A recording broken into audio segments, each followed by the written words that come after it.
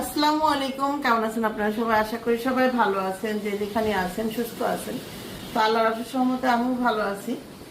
আমি আজকে আপনাদের সাথে বেশি কথা বলবো না, কয়েকটা কথা বলবো। সেটা হলো, আপনারা অনেকে দেখলাম আপনাদের ভাইয়ের কমেন্ট বক্সে, তারপরে এমনি যাই হোক, এটা আমি বলতে চাই না, আপনাদের ভালো মন্দ বলার অধিকার আছে।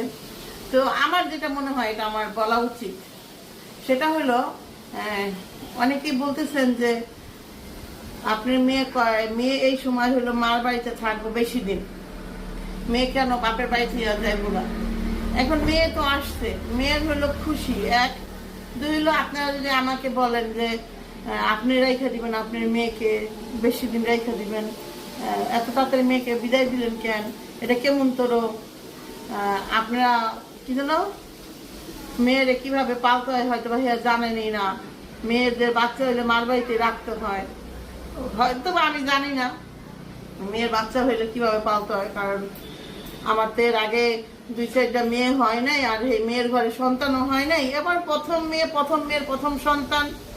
তো আমার যতটুকু সম্ভব আমি অতটুকু রাখি। কিন্তু মেয়ে যদি না থাকে আমি কি জোর করে রাখতে পারবো? আর মেয়ে আসলে মেয়ের জামাই, মেয়ের শাশুড়ি কাদের উপরে এমন করে থাকে, তো কতক্ষণে নিবে, আর মেয়েও কতক্ষণে যাবে। এই জন্য ওরা চলে যায়, আমরা কখনো এই বিষয়টা নিয়ে মাথা কামাই না। কিন্তু আপনারা বেশিরভাগই বলতেছেন যে কেন এত তাড়াতাড়ি বিদায় করে দিলেন, আপনি কি মাথার বোঝা হয়ে গেছে নাকি?